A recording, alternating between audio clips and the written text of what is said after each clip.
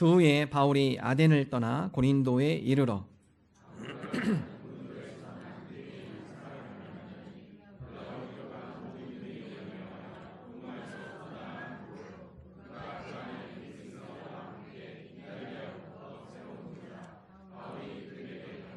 생업이 같음으로 함께 살며 일을 하니 그 생업은 천막을 만드는 것이더라.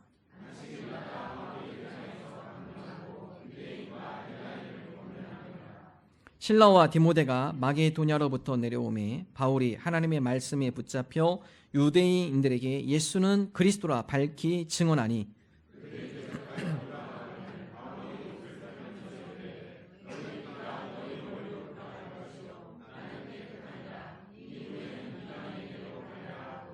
거기서 옮겨 하나님을 경외하는 디도 유수도라 하는 사람의 집에 들어가니 그 집은 회당 옆이라.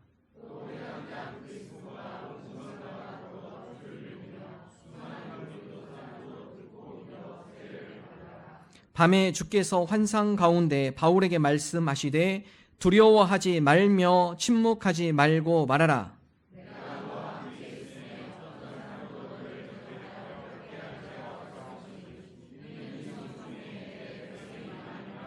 함께 읽습니다. 1년 6개월을 머물며 그들 가운데서 하나님의 말씀을 가르치니라. 아멘.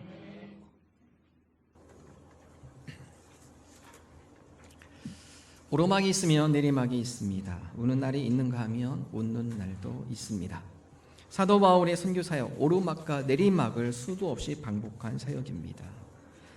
선교의 여정에서도 많은 우여곡절이 있었고 또한 하나님의 은혜로 풍성한 결실을 맺기도 했습니다. 희비가 엇갈리는 일들이 참으로 많은 선교, 사도 바울의 선교의 사역이었습니다. 2차 선교 사역 지도를 보면 특별히 사도 바울이 마게도냐 지역을 중심으로 하나님의 선교를 전합니다. 지금으로 말하면 그리스 지역이죠. 지도를 한번 보여주시죠. 사도 바울이 빌립보 지역에 가셨을 때 그곳에서 매를 맞죠. 39대, 거의 죽음 가까이 이른 매입니다. 감옥에 갇히고 억울한 누명을 쓰고 옥살이를 하게 되죠. 그러나 그럼에도 불구하고 하나님께서 바울과 실라가 찬양과 기도하는 가운데 감옥문이 열리고 그로 인해서 간수장이 세례를 받고 그 온 집안이 구원받는 은혜를 또한 체험케 해줍니다.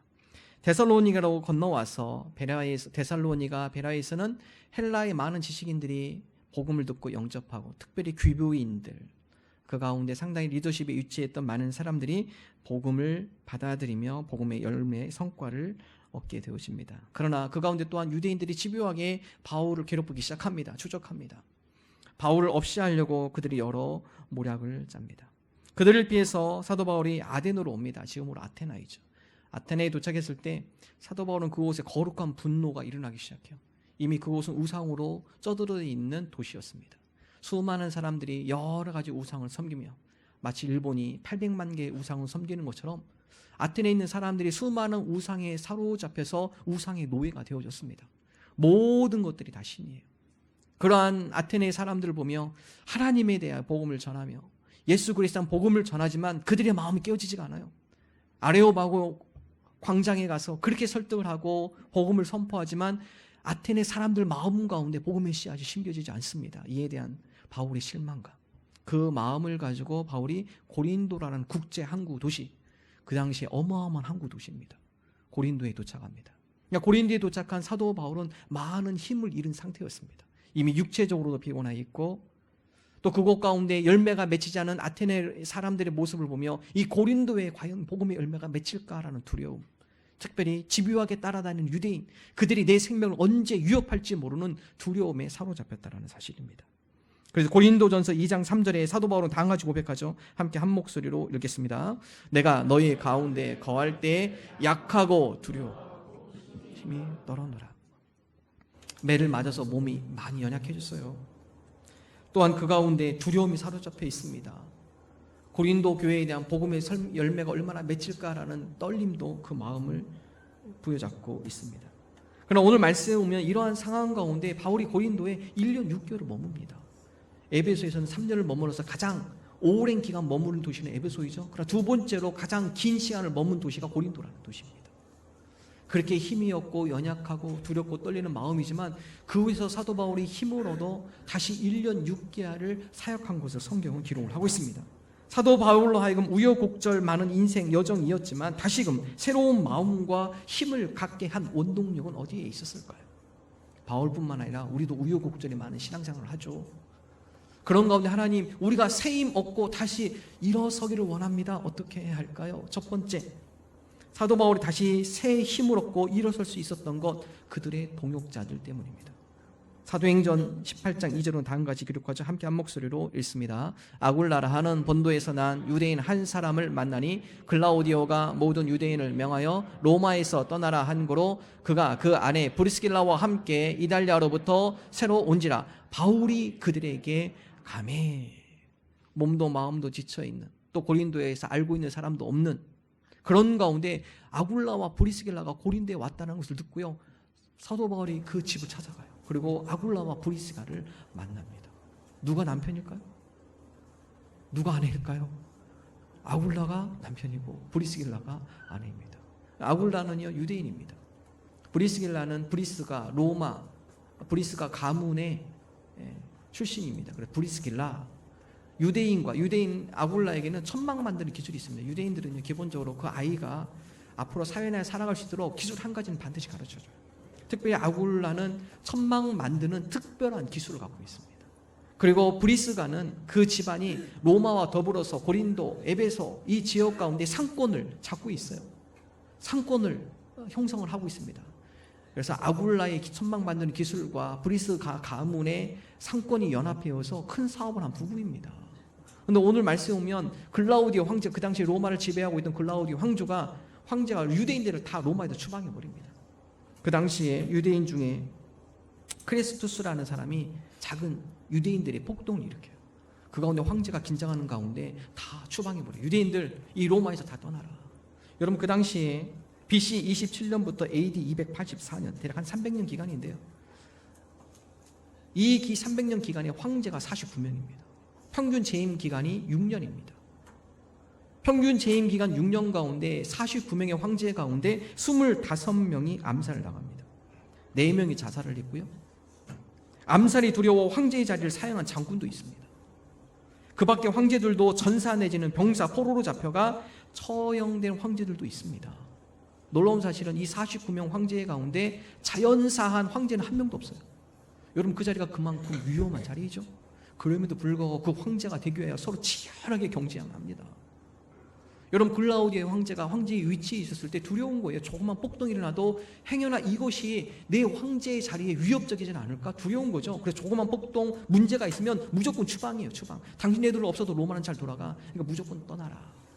여러분 브리스길라와 아굴라 이 폭동에 가담한 사람은요 전혀 상관없는 사람들입니다. 그러나 단 유대인이라는 그 조건 때문에, 유대인이라는 상황 때문에 쫓겨난 거죠. 그래서 그들이 도착한 곳이 고린도라는 지역입니다. 여러분 아굴라와 브리스길라도 억울한 추방입니다. 근데 그 가운데 사도 바울을 만남으로 그들이 함께함으로 이미 아굴라와 브리스가도 고린도 로마에서 복음을 영접한 그리스도인들이에요. 함께 만나 같은 집에 숙식하며 함께 위로하고 격려하고 주중에는 천막을 만들어서 함께 일을 하고 안식일에는 회당에 가서 함께 복음을 전하고, 혼자 했을 때는 힘들었는데 누군가 옆에서 함께 동역하며 함께 붙들어주며 함께 위로하며 함께 생활하며 바울이 새로운 힘을 얻게 되어졌다는 사실이죠. 그리고 브리스길라와 아굴라가 평생 바울의 동역자, 동반자로 함께 협력해 나아갑니다. 브리스길라와 아굴라도 그들의 인생 가운데 하나님의 선하신 뜻과 계획함 가운데 희망을 찾게 됩니다. 우리가 이런 하나님 나라를 위해서 큰 일을 감당하고 있구나. 그들의 삶이 얼마나 보람되고 감사한 삶인지, 가치 있는 삶인지 사도 바울과 동역함으로 그것을 깨닫게 돼요. 우리가 신앙생활하면서 특별히 세종시에 사시는 우리 성도님 여러분, 브리스길라와 아굴라가 쫓겨나신 분 많죠. 행정 수도에서, 저 수도에서, 우리나라 최고의 수도에서, 국가에서 가락해가 쫓겨나신 분들, 이곳에 와가지고 외롭고 친척이랑 다 떨어뜨려놓고 갈기갈기 다 찢어놓고 거기 있었던 친구들하고도 다 헤어져야 하고 얼마나 억울합니까? 아마 우리 세종시는 원래 지도에 없는 나라잖아요. 우리는 원래 지도에 없는 나라에 지금 살고 있어요. 우리는요. 어떤 누구도 내가 세종시에 살겠다 이렇게 생각하는 사람 아무도 없을 겁니다. 어떨 때는 오게 됐어요.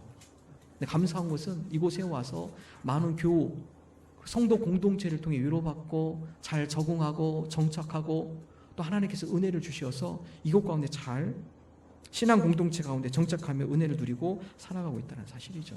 그만큼 함께하는 자, 동역자가 참으로 중요합니다. 특별히 다른 세상의 어떤 공동체보다도 교회 공동체만큼 진실하고 사랑의 공동체로 묶여있는 공동체는 없습니다. 왜냐하면 이것은 예수 그리스도께서 사랑이 있도록 묶어준 공동체이기 때문에 그렇습니다. 그런 동역자와 함께 있다는 것, 그런 신앙의 공동체와 함께 한다는 것, 이건 축복이에요. 축복입니다. 우리 이 공동체 안에서 때로는 힘들고 어렵지만 하나님 이 공동체를 통해 우리가 위로받고 이 공동체가 건강하게 자라므로 우리 개인 신앙인들도 건강하게 잘 자라나가는 신앙인들이 되게 해주옵소서. 사도 바울은 당가지고 고백하죠. 로마서 8장 28절 함께 한 목소리로 읽겠습니다. 우리가 알거니와 하나님을 사랑하는 자 곧 그의 뜻대로 부르심을 입은 자들에게는 모든 것이 합력하여 선을 이루느니라. 하나님 앞에 부름받은 자, 하나님을 사랑하는 자, 모든 사람이 합력하여서 선을 이룬다. 합력하여 선을 이룬다는 것은요, 마음과 뜻을 모아 행동으로 하나님의 선한 일들을 행한답니다. 행한다. 실천적인 모습을 언급을 하고 있어요.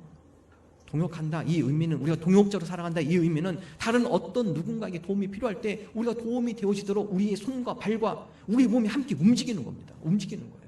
생각만? 아니, 기도만 할게요? 이거 아니에요. 더 나가셔야 돼요. 특별히 우리 교회 속에 교회 목장이 있잖아요.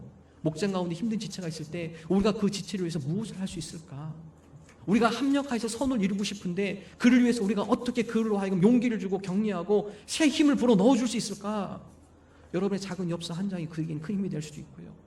여러분이 그 사람을 위로하며 대접하는 식사 한 끼는 그에게 영적인 힘, 마음의 위로 힘 되어줄 수 있어요.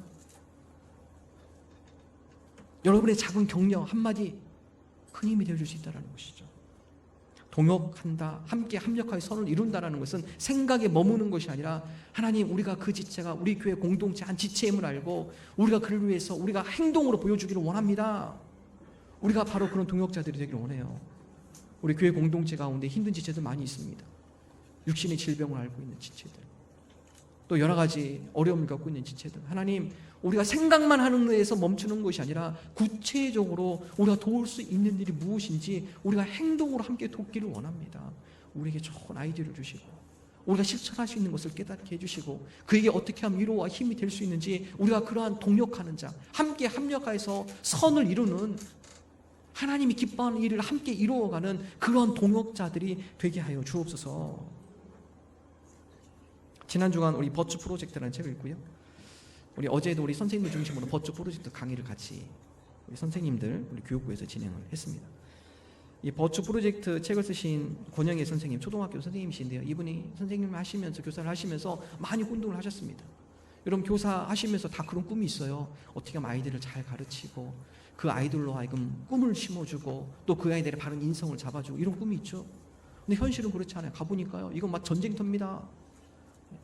아이들이 문제가 아니라 내가 진짜 떨어져 나가게 생겼어요. 가보니까 20년 동안 아이들이랑 같이 교육하며 이분이 20년이 지난 다음에 버추 프로젝트라는 것을 깨닫게 되고 방향을 잡아요. 진작에 왜 내가 이걸 안 했을까? 버추, 이 버추라는 의미는요, 그 안에 있는 미덕, 아이들 안에 속에 있는 잠재된 아름다운 성품, 그 아이들 마음속에 있는 달란트, 그 아이들 마음속에 있는 장점, 이것을 발견해 주는 거예요. 그래서 그것을 터뜨려 주는 겁니다. 이 아이가 자기가 갖고 있는 좋은 성품과 달란트와 재능, 이것을 밖으로 표출할 수 있도록 계속적으로 세워주는 거죠. 이 권익의 선생님이 학기 초 시작이 되면 간절한 소원이 있어요. 그것은 이 학교에서 가장 힘든 아이, 그 아이들을 나에게 맡겨주세요. 이 소망이에요. 이번 소망. 학교 쪽 되면 선생님은 다 긴장해요. 제발 쟤는 비껴가기를, 제발 내 반에 안 들어오기를, 다 그런 마음이죠. 근데 이 선생님은 이 학교에서 가장 문제야, 가장 힘든 아이, 일부러 교장 선생님한테 가서 일부러 얘기를 해요.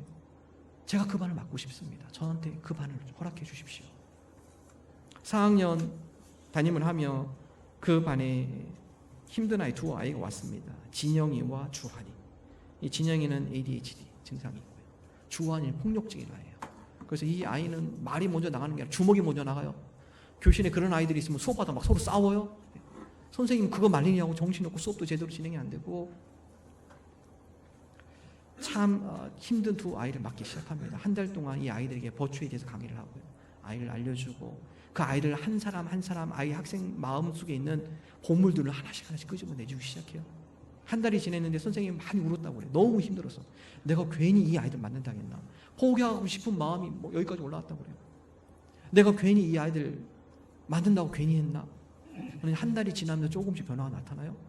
너무 힘들어서 선생님이 다음같이 아이들에게 이야기를 했답니다. SOS를 쳤어요. 얘들아, 한 달 동안 너희들 마음속에 아름다운 성품들 그 하나씩 하나씩 다 발견하지 않았니? 진영이도 그런 아름다운 미덕이 있지 않을까?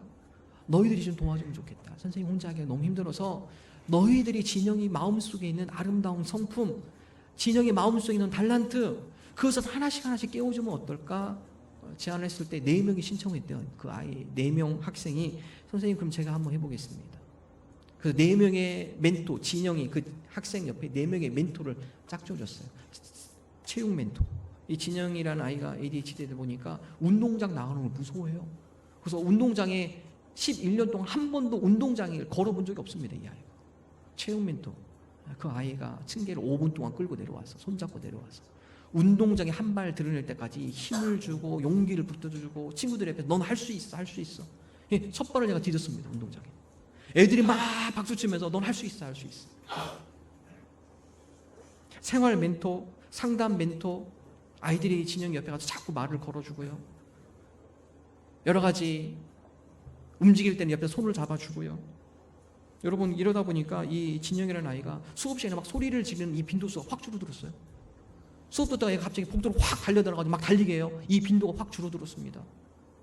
아이들의 준비물을 챙겨주고 급식을 할 때는 손을 잡고 나가서 같이 밥을 먹어주고 늦게 먹어도 기다려주고 이 아이와 많은 시간을 보내요.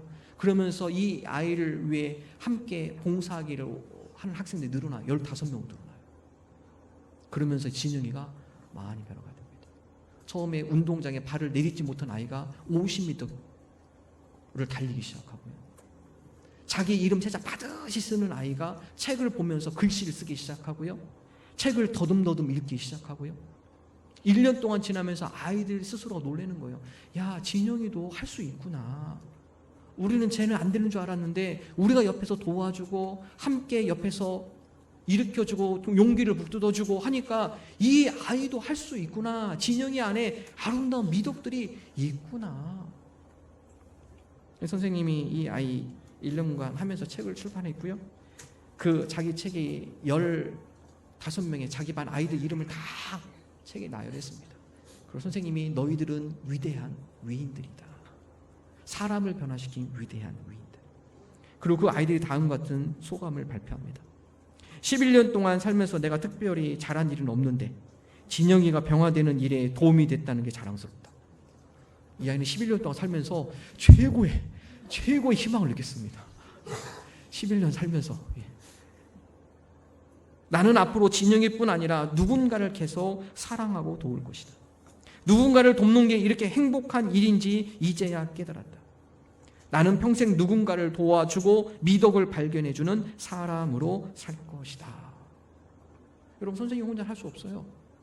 선생님들이 그 아이들이 있는 아름다운 미덕을 발견하고 아이들이 그 미덕을 발휘해서 다른 사람을 도울 수 있도록 격려하고 도와주고 협력하고 그러다 보니까 그 가운데 변화가 일어나기 시작하는 거죠. 한 번은 학교 수업을 마치고 선생님이 교실에 앉는데 한 아이가 갔다가 다시 교실로 들어왔어요. 선생님한테 다음과 같은 고민을 해요. 선생님 상담할 게 있습니다. 얘기해라. 선생님 저 학교 오는 게 너무 즐거워요. 제가 여태까지 학교 수업 받았지만 선생님을 만난 게 저에게는 큰 축복입니다. 학교만 하면 선생님께서 우리를 칭찬해주고 우리 마음속에 있는 여러 가지 미덕을 발견하게 해주고 그것을 밖으로 표출하여서 우리가 더욱더 그 아름다운 모습으로 발전해 나갈 수 있도록 인도해 주셔서 선생님 너무나 감사합니다. 그런데요, 집에 가면 엄마가 또 혼내요. 그렇게 미덕을 갖고 자신감 갖고 집에 가면 엄마는 또 거기서 잘못한다고 꾸중하고 엄마는 거기서 넌 왜 그 정도밖에 못하냐고 자꾸 우리 마음속에 있는 미덕을 어글고 누르고 있어요. 선생님 저희 엄마한테 얘기 좀 해주면 안 될까요? 엄마도 미덕을 발견하는 그런 엄마가 되도록 선생님 옆에서 좀 엄마한테 좀 얘기해 주면 안 될까요? 그리고 이제 4학년 마치고 5학년 올라가면 다른 선생님들한테 우리가 이런 거 배울 수 없는데 그 다른 선생님들에게도 이 미덕을 가르쳐 주시면 안 될까요, 선생님? 이 아이가 그에게서 이 선생님 엉엉 울었다고요. 걔를 껴안고. 그러면서 이분이 버추 프로젝트를 진행하기 시작했습니다. 그래, 이게 한 사람과 변하지 않겠구나. 이것을 운동화 시켜야겠다. 부모들한테도 가르치고 학교 선생님들한테도 가르치고. 그래서 아이들로 하여금 꾸준히 하면 이 아이들이 잘하는 게 아니라 아이들 속에 있는 장점과 아름다움을 발견해주고 그들 속에 있는 성품 얼마나 많아요. 성실, 진실. 그 가운데 있는 끈기, 인내, 노력. 이 선생님은 52가지 주제를 쭉 해놓고 그 52가지에 대해서 아이들 하나씩 찾아주는 거예요. 너는 이런 성품이 있고 이런 능력이 있고 해주는 거예요. 여러분, 아이들은 혼내서 변화되지 않아요. 밥 먹는데 아이가 물을 잘못 먹어가지고 놓쳐가지고 팍 컵이 깨졌어. 여러분 뭐라고 하실 거야? 너 왜 이렇게 주의하지 않니? 너 왜 이렇게 덤벙덤벙거리니? 여러분, 이 한마디는요 아이들 속에 아주 안 좋은 무의식이 자리 잡게 돼요. 무의식이 자리 잡게 됩니다. 이 선생님이 주장하는 게 있어요. 아이들에게는 실수할 권리가 있다. 따라해 볼까요? 아이들은 실수할 권리가 있다. 아이들은 실수하는 거에 당연해요. 실수 안 하면 어른이죠. 그게 애들입니까? 애들은 당연히 실수하는 거예요. 그 실수가 그 아이에게 도움이 되느냐 아니면 독이 되느냐, 그거는 부모의 역할, 교사의 역할입니다. 실수했을 때 꾸중하고 윽박지르고 그건 그 아이의 독입니다. 독. 무의식 속에 깊은 독이 침투하는 거예요. 그 실수를 통해 아이가 더 발전적으로 나갈 수 있도록 격려해 줄 때 그 아이 속에 있는 무한한 가능성이 더 열려지게 되는 것이죠. 우리 부모님들, 우리 자녀들에게 너무 실수할 때 꾸중하기보다는 그 가운데 더 큰 가능성을 발견할 수 있도록 칭찬 많이 해주시면 좋겠어요. 특별히 우리 교사 선생님들은 우리 버츠 프로젝트를 가지고 우리가 교회에서도 적용하려고 하고 있어요. 근데 여러분들도 집에서도 많이 적용하셔야 돼요. 아이에 있는 장점이 무엇인가, 그 아이 속에 있는 아름다움 무엇인가 발견해주고 표출할 수 있도록. 이 권영희 선생님 이야기는 자기 혼자는 절대 못해요. 그러나 아이들 15명 아이들이 각각 멘토가 돼서 진영을 도와줬을 때 그 가운데 놀라운 변화가 일어납니다. 여러분, 이것이 바로 합력하여서 선을 이루는 겁니다. 이게 오늘 저와 여러분이 하나님, 우리가 이런 합력의 선을 이루는 공동체가 되기를 원합니다. 힘들어하고 도움이 필요한 자, 우리가 그들 향해서 우리의 손과 발, 우리가 행동으로 함께 움직임으로 그들에게 다시 일어설 수 있도록 새 힘을 불어 넣어주는 그러한 동역자들이 되게 해 주옵소서. 합력하여서 선을 이루어 나가는 성도 공동체 되게 하여 주옵소서. 이러한 미룩 나가는 저와 여러분 되시기를 주님의 이름으로 축원합니다. 제가 늘 여러분에게 자주 보여준 그림이 있어요. 세코아 나무 한번 볼까요? 세코아 나무요. 전 세계에서 제일 큰 나무입니다. 애들 2명 있죠? 저런 나무가 실제 있습니다. 미국에 가면. 근데 여러분, 이 세코아 나무가요 어마어마하게 크지만 바람이 불으면 큰 나무도 쉽게 넘어지죠. 그러나 이 세코아 숲 가면은 세코아 나무는 잘 넘어지지 않아요. 그 이유는 땅 밑에입니다. 이 세코아 나무가 자란 그 지역은요, 세코아 나무가 뿌리를 깊이 뿌리 내려서 서로가 서로를 붙잡아 주고 있어요. 아무리 태풍이 불어도요 서로가 서로 뿌리를 붙잡아 주기 때문에 그 거대한 나무, 원래 큰 나무는 바람 불면 쉽게 넘어져요. 왜냐하면 바람 받는 면적이 크기 때문에 쉽게 넘어지죠. 그러나 세코아 나무는 잘 넘어지지 않아요. 그 이유는 뿌리가 서로 연결돼서 꼭 붙잡아 주기 때문에 쉽게 넘어지지 않는 거죠. 여러분, 동역이 바로 그거예요. 목장 가운데, 우리 교회 공동체 가운데 힘든 지체 자매, 그러나 우리가 그들을 꼭 붙잡아 줄 때 그들을 쓰러지지 않는 겁니다. 이것이 바로 동역이에요. 저는 우리 교회 공동체가 이런 아름다운 동역을 이루어나가는, 합력하여 선을 이루어나가는 공동체 되기를 주님의 이름으로 축원합니다. 두 번째, 사도 바울이 다시 일어설 수 있는 새 힘, 그것은 바로 교회의 중보였습니다. 사도행전 18장 5절 우리 함께 한 목소리 읽겠습니다. 실라와 디모데가 마게도냐로부터 내려오매 바울이 하나님의 말씀에 붙잡혀 유대인들에게 예수는 그리스도라 밝히 증언하니. 오늘 18장 4절까지는 사도 바울이 상당히 힘든 심경의 표현이 나와 있지만 5절부터는요 다시 말씀에 붙잡혀서 유대인들에게 예수는 그리스도라 밝히 증언, 담대히 증언하기 시작해요. 여러분, 그 이유가 전반적으로 신라와 디모데가 마게도냐로부터 내려오매 그들을 만남에 바울이 다시 새 힘을 얻어요. 하나님의 말씀에 붙잡혀서 담대하게 또 증언하기 시작해요. 여러분, 바울과 신라, 사도 바울과 2차 선교사를 함께 있죠. 그런 가운데 바울이 아테네를 거쳐 고린도에 왔을 때 바울이 신라와 디모데를 윗집하고 다시 보내요. 파송합니다. 빌립보에 있지. 신라에게는 빌립보에게 부탁하며 그 교회 공동체가, 루디아 집에서 우리가 교회가 시작했는데 루디아 집에 모이는 그 교회 공동체가 잘 모이고 있는지, 그들 가운데 믿음의 뿌리가 내리고 있는지, 빌립보에 있는 빌립보 교회가 어느 정도 건강하게 자라가고 있는지 신라를 통해 파견합니다. 그 가운데 그들이 믿음의 뿌리를 더 잘 내려줄 수 있도록. 디모데는 데살로니가 다시 파견해요. 데살로니가 교회 그 가운데 복음을 영접한 헬라의 지식인들, 귀부인들, 그들의 믿음이 흔들림이 없이 교회 공동체가 건강하게 자라가고 있는지 그들을, 디모데를 다시 그곳으로 파견합니다. 그리고 고린도에서 좋은 소식을 갖고 바울을 만나요. 바울 선생님, 빌립보 가보니까요, 그들이 믿음 가운데 굳건히 서 있어요. 흔들리지 않고 믿음의 뿌리를 루디아의 집에서 잘 내리며 그들 가운데 믿음이 점점 성장하고 있고 열매가 보이기 시작합니다. 디모데도 들어보니까 데살로니가 그 지역에 물론 약간의 문제는 있었지만 그럼에도 불구하고 그들이 그 문제를 지혜롭게 잘 해결해 나감으로 믿음의 뿌리가 내리며 성장하고 있습니다. 여러분, 이 소식은 바울에게 새로운 힘이었어요. 아하, 빌립보와 데살로니가 베레아 그 지역에 뿌린 복음의 씨앗이 열매를 맺고 있구나. 힘을 얻어요. 더 큰 힘. 선생님, 바울 선생님, 빌립보와 데살로니가 이 교인들이 바울 선생님의 선교를 위해서 기도하며 사랑의 후원금을 보내왔습니다. 그래서 여러분, 사도행전 18장 5절 전에는요, 아굴라와 브리스길라와 더불어서 주중에 일을 해야 돼요. 사도 바울이 먹고 살아야 하잖아요. 여비가 필요하죠. 그러나 18장 5절부터는요 말씀에 전념합니다. 이제 일을 하지 않아도 후원해주는 교회들이 생기기 시작하고 그들이 기도로 물질로 중보하는 든든한 후원이 되자 사도 바울은 다시 힘을 얻기 시작해요. 복음에 전념하기 시작합니다. 여러분, 선교사님들은 언제 새 힘을 얻습니까? 우리 각 목장마다 우리 선교사님들 기도하며 적은 물질만 후원하죠. 저 멀리 있는 한국 땅 세종중앙교회 어느 목장에서 우리를 위해서 기도하고 있고 우리를 위한 사랑의 표현, 관심을 갖고 있다. 여러분, 이것이 선교사님들에게는 어마어마한 힘이에요.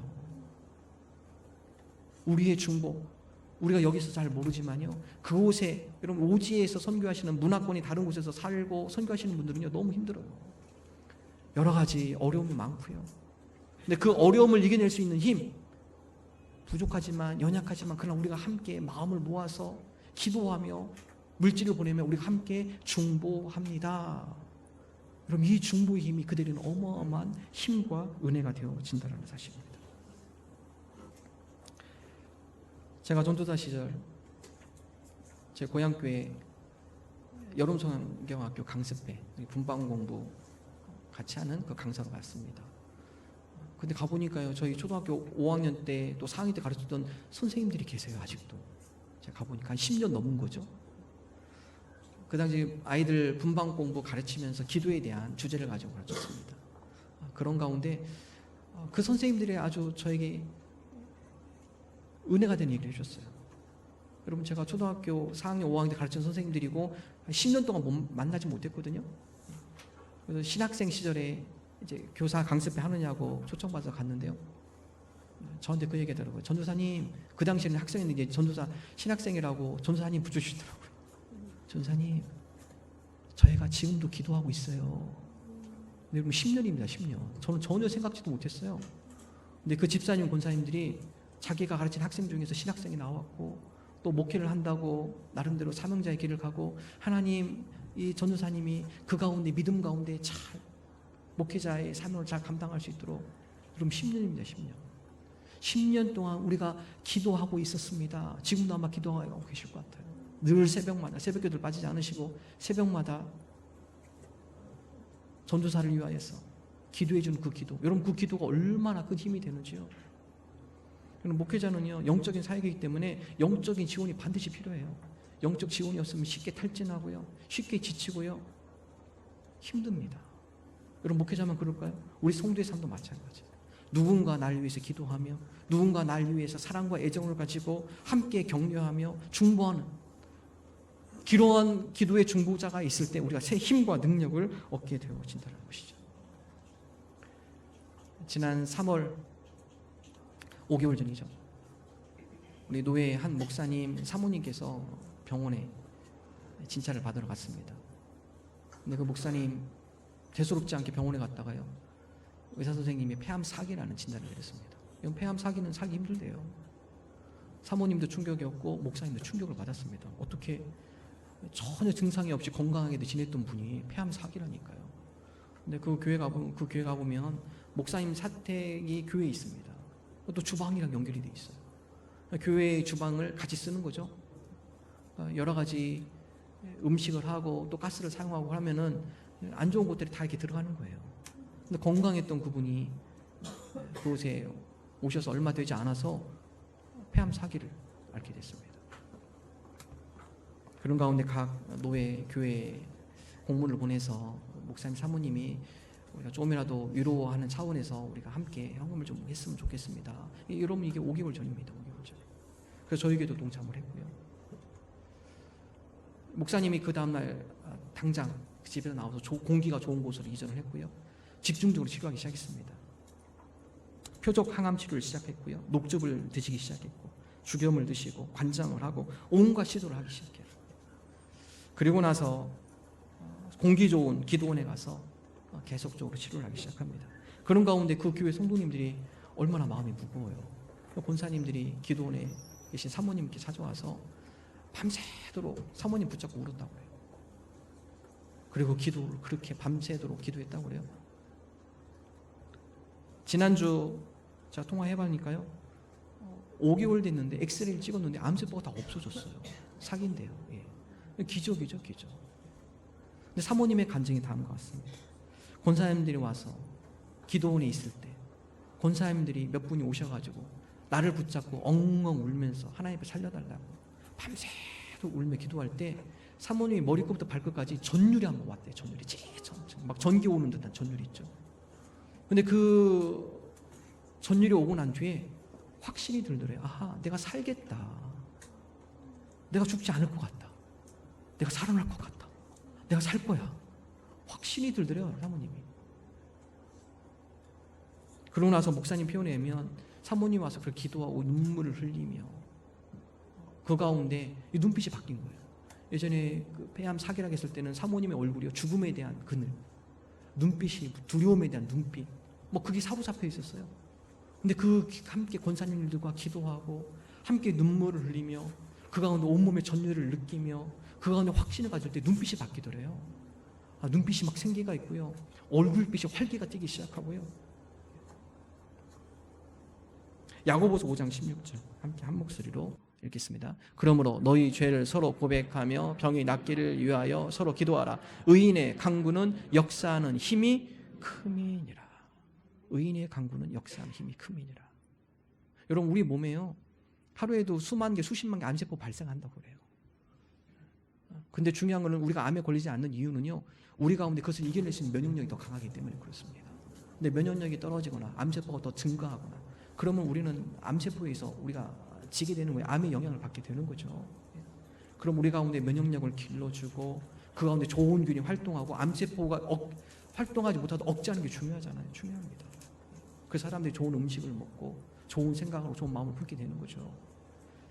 권사님과 더불어서 사랑과 정성을 가지고 기도하며 나갈 때 속에 있는 암세포는 점점 죽어가고 그 가운데 그 암세포를 이겨낼 수 있는 면역력이 강한 세포들은 더 활발하게 살아나기 시작하고 기도하며 나갈 때 하나님께서 우리 몸 가운데 작용을 하시는 거죠. 하나님 그 가운데 강한 세포와 그 가운데 하나님께서 능력을 함께 해주셔서 생기 있는 그런 건강한 몸이 되어지도록 하나님 역사해 주옵소서. 그래서 여러분, 우리가 아플 때는요, 의학 치료와 더불어서 반드시 의학 치료 하셔야 돼요. 플러스 능력의 기도입니다. 하나님의 은혜예요. 하나님의 능력이 필요해요. 우리가 중보자로 산다라는 거, 하나님, 우리 주변에 여러 가지 힘들고 어려운 이들, 하나님 그들을 위해서 우리가 간절한 마음으로 사랑과 관심을 가지고 그 영혼을 위해서 우리가 기도하며 나아갑니다. 하나님 그 가운데 역사하여 주옵소서. 우리가 기도할 기도의 대상자들이 많이 있습니다.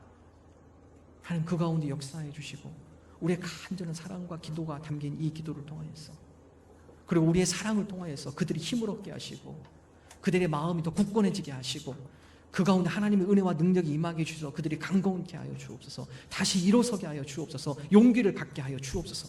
우리가 이러한 중보로 살아가는 저와 여러분 되기를 주님의 이름으로 축원합니다.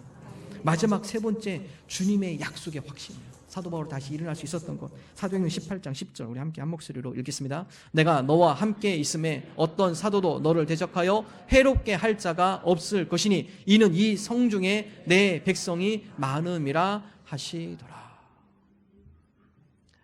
사도 바울에게 마지막 주님께서 확신을 주죠. 여러분, 사도 바울이 사도행전 18장 5절에서 교회의 중보를 가지고 담대히 복음을 전하죠. 그런데 그 가운데 고린도 교인들이 많이 배척을 해요. 유대인들이 끊임없이 집요하게 사도 바울을 괴롭힙니다. 그런 가운데 사도 바울이 또한 실망을 해요. 그 가운데 마지막으로 사도 바울의 그 실망한 마음을 일으켜주신 약속의 말씀, 주님께서 사도 바울에게 직접 말씀해줘요. 사도 바울아, 두려워하지 말아라. 내가 너와 함께 있을 것이고 다른 사람이 너를 해하지 못하도록 내가 너를 보호해 줄 것이고, 그리고 이 고린도에 내 백성이 많기 때문에 그들로 하여금 많은 열매가 있을 것이다. 여러분, 이런 확신 가운데 사도 바울이 1년 6개월 머뭅니다. 고린도에 힘들고 어려워도 그 가운데 그 약속의 말씀을 붙들고 1년 6개월을 사도 바울이 거기서 가르치잖아요. 우리가 다시 일어설 수 있는 힘, 주님께서 우리에게 말씀하여 주시고 내가 너와 함께 한다는 약속의 확신, 그 가운데 내가 너를 보호할 것이다, 이 가운데 내가 아름다운 열매를 맺게 할 것이다, 주님께 주시는 확신의 약속의 말씀, 여러분, 이것이 있을 때 우리가 다시 일어설 수 있다는 사실입니다. 여러분, 사하라 사막에요, 악어가 있대요. 저도 생각지도 못한 일인데요. 사하라 사막 그곳에 조그만 호수가 있는데요, 그곳에 악어가 있대요. 물론 1996년 이후는 다 악어가 사라졌는데, 여러분, 사하라 사막 그곳에 원래는 그곳이 사막이 아니라 풀도 있고 늪도 있고, 근데 기후가 변하면서 사막화 되는 거죠. 그럼 사막에 자라는 것은 아주 비참합니다. 날씨가 변하면서 기후가 변하면서 우리나라도 점점 변하고 있죠. 식물이 살기가 어려운 환경으로 바뀌면서 사막화가 돼요. 광야가 되어지죠. 그래서 광야에 피는 꽃, 사막에 피는 꽃은요, 아주 비참하게 살아가요. 아주 앙상하게 남아야만 하고요. 그 가운데 최대한 물을 아껴야 하기 때문에 그의 몸은 온갖 딱딱하게 굳어집니다. 왜냐하면 물이 바깥으로 빠져나가면 안 되기 때문에. 그의 잎들은 지극히 작아져 가시로 바뀌어요. 선인장이 다 가시죠. 왜냐하면 광합성을 하면은 물을 많이 써야 하기 때문에 광합성을 최대한 안 하도록. 그리고 그 잎사귀가 가시로 바뀌면서 다른 동물들이 치지 못하도록. 왜냐하면 자기가 상처 입으면 그 가운데 진액이 빠져나가죠. 어떻게 해서도 자기를 보호하기 위해서 방어적인 기질이 되고 가시가 되어지고요, 딱딱하게 굳어지고요. 사막의 식물이 그래요. 왜 그렇죠? 물이 없기 때문에 그렇죠. 여러분, 식물만 그럴까요? 우리 가운데 하나님의 은혜의 담비가 담기지 않으면요, 우리가 가시 같은 존재가 됩니다. 다른 사람 접근하지 못하도록 다른 사람 찔리는 사람이 되고요, 내 마음이 딱딱하게 굳어져요. 은혜의 담비가 내리지 않아요. 근데 여러분, 사막에도요 꽃이 필 때가 있습니다. 이사야 35장에 보면요, 이사야가 고백하죠. 이사야 35장 1절 2절에 보면 광야와 메마른 땅이 기뻐하며 사막이 백합화같이 피워 즐거워하며 무성하게 피어 기쁜 노래로 즐거워하며. 여러분, 이사야는요 사막에서 꽃이 피는 광경을 본 사람이에요. 직접. 그게 가능할까요? 여러분, 가능합니다. 여러분, 사막에도 비가 올 때가 있어요. 봄에 잠깐. 여러분, 그때 비가 짧게 내리지만 그 비로 인해서 사막에 꽃이 핍니다. 작년 2016년에 미국의 데스밸리, 아주 사막이죠. 유명한 사막이죠. 한낮 기온이 45도, 평균적으로 여름에는 45도, 50도. 근데 여러분, 그 지역, 그 사막에도요 3월, 4월 봄비가 한번 내리면 장관이에요. 그래서 슈퍼 블룸이라서 많은 관광객들이 그 시기에 데스밸리에 사막에 펼쳐져 있는 수많은 꽃들을 보기 위해서 몰려들어요. 왜 그렇죠? 하늘의 담비가 내리면 그렇습니다. 사막이지만, 메마른 곳이지만, 그런 하늘의 은혜의 담비가 내려질 때 그 풀들 가운데서 꽃이 활짝활짝 피기 시작합니다. 우리 삶도 마찬가지.